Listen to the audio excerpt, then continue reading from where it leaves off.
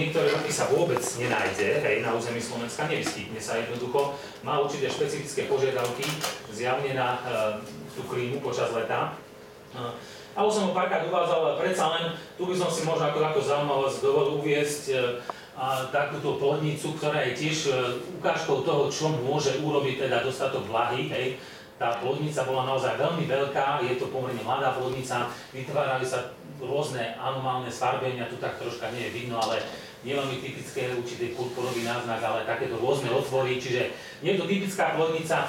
Samozrejme rovnako ďakujem, že som mohol na konkrétnej mikrolokalitke, teda Vládko Benadik by mal vytipovanú tieto plodnice, takže mohla sa nafotiť aj takáto teda veľká objemná, dá sa povedať až napúčaná plodnica, ktorá je naozaj typickou ukážkou toho, čo sa deje s zubami, keď majú dostatok vlahy. Toto je presne taká prestará plodnica, kde je vidno teda možno troška určité špecifické znaky, ale čo som už tiež uvádzal, čo je zaujímavé, jednoducho plodnice tieto huby vonajú za magí korením, hej.